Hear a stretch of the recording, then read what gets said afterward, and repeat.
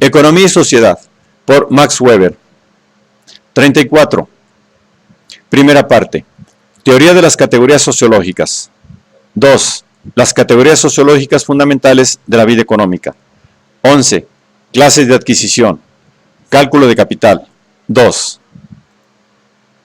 En una economía con cálculo de capital, es decir, con apropiación por la economía singulares de los medios de producción, o dicho de otra forma, con propiedad, ver capítulo 1, párrafo 10, el que la rentabilidad dependa de los precios que los consumidores quieren y pueden pagar según la utilidad marginal del dinero en proporción a sus ingresos, significa esto, que puede producirse en forma rentable para aquellos consumidores que a tenor de aquel principio pueden disponer de los ingresos correspondientes. Y la satisfacción de las necesidades falla no solo cuando se anteponen necesidades propias más urgentes, sino cuando se interpone una cantidad adquisitiva ajena más fuerte con respecto a necesidades de toda clase. El supuesto de la lucha de los hombres unos contra otros, como condición de la existencia de un cálculo racional en dinero, presupone además el influjo decisivo que tiene sobre el resultado. Por una parte, las posibilidades de pujar el precio que poseen los consumidores más ricos en ingresos, y por otra, las posibilidades de rebajar lo que poseen los productores más favorablemente equipados, en particular, con poderes de disposición sobre dinero o con medios de producción importantes. Especialmente presupone precios efectivos, no precios convencionales, fingidos por cualquier motivo puramente técnico, y también dinero efectivo en circulación, en cuanto medio de cambio solicitado, no simples signos para arreglos técnicos de cuentas entre las explotaciones. La orientación por las probabilidades de precios y por la rentabilidad supone también, 1.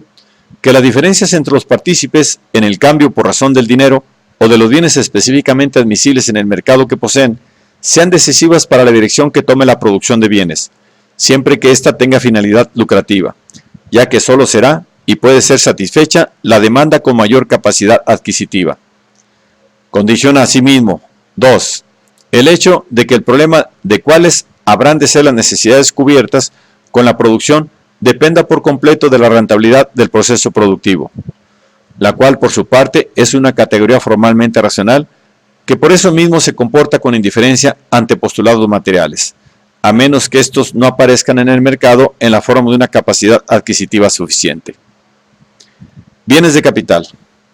En contraposición a los objetos de uso o partes de patrimonio, son todos aquellos bienes de los que puede disponerse siempre que esta disposición esté orientada por el cálculo de capital. Se llaman intereses de capital, en contraposición a los intereses de préstamo de todas las suertes posibles. 1. A las probabilidades de rentabilidad mínima imputable normalmente en un cálculo de rentabilidad a los medios adquisitivos materiales.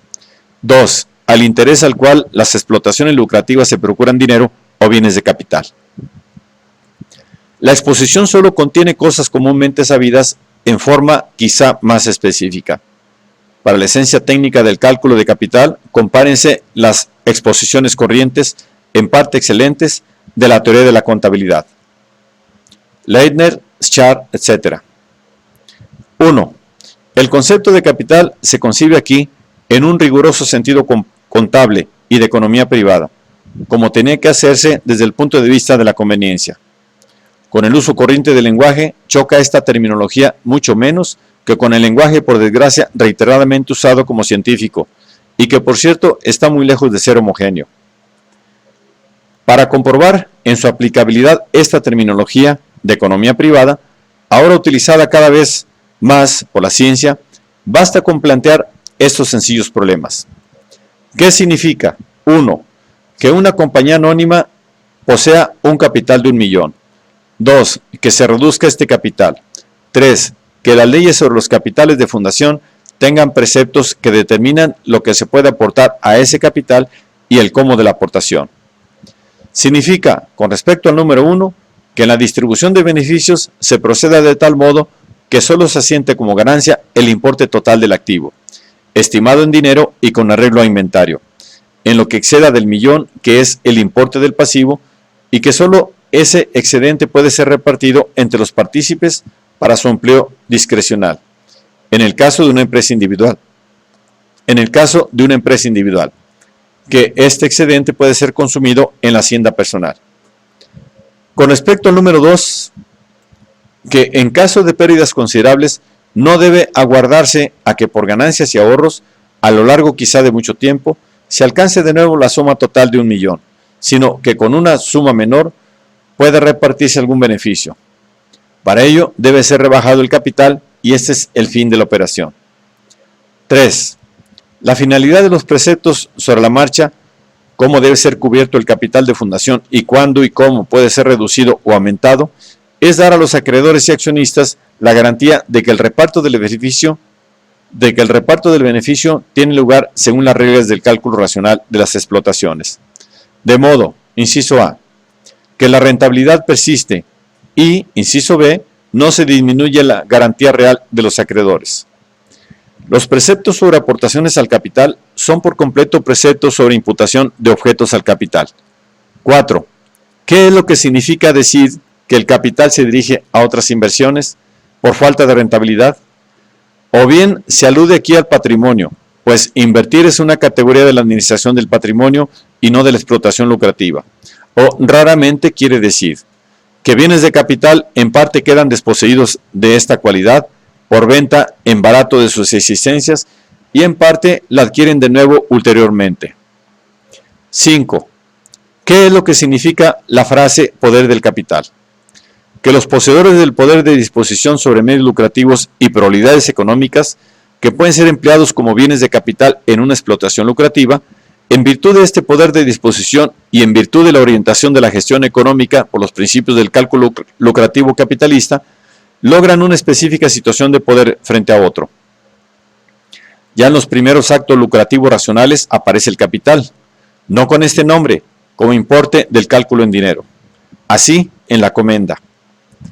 Bienes de distinta naturaleza se entregaban a un comerciante para su venta en un mercado extranjero y eventualmente compra de otros para el mercado propio, repartiéndose las ganancias y las pérdidas en una determinada proporción entre los que suministraban el capital y el comerciante viajero. Y para que esto pudiera realizarse, tenían que estimarlo en dinero. Por tanto, establecer un balance inicial y otro final. El capital de la comenda o societas maris estaba representado por el importe de esta estimación, tan solo utilizable para fines de cálculo entre los partícipes y no para otra cosa. ¿Qué significa hablar de mercado de capitales? Que hay bienes, especialmente dinero, que son solicitados con el fin de ser utilizados como bienes productivos y que hay explotaciones lucrativas, especialmente bancos de determinada clase, que obtienen un beneficio de procurar, como actividad propia, estos bienes, especialmente dinero, ¿para qué el fin? En el llamado capital de préstamo, entrega de dinero contra devolución del mismo importe, con o sin intereses, solo hablaremos de capital cuando el préstamo constituye el objeto de una actividad lucrativa. En otro caso, se dirá préstamo en dinero. En el uso corriente del lenguaje, se acostumbra a hablar de capital siempre que se pagan intereses, porque estos suelen calcularse como una cuota del importe total. Por consecuencia, únicamente de esta función de cálculo se llama al importe en dinero del préstamo o del depósito un capital. No parece dudoso el punto de partida de este empleo del término capital, importe total del préstamo, con toda probabilidad, aunque no sea demostrable entre los partícipes de los préstamos de ganado. Con todo, esto carece de importancia. Ya los comienzos históricos muestran la entrega de bienes naturales estimados según su importe en dinero, sobre el que se calculaba el interés, de modo que aquí están uno al lado de otro bienes de capital y cálculo de capital, en la forma típica que desde entonces se ofrece. En el caso de un préstamo sencillo, que forma parte de una administración de patrimonio, no se hablará por parte del prestatario de un capital de préstamo cuando sirve fines de gestión de hacienda y, naturalmente, menos cuando se trate del prestamista.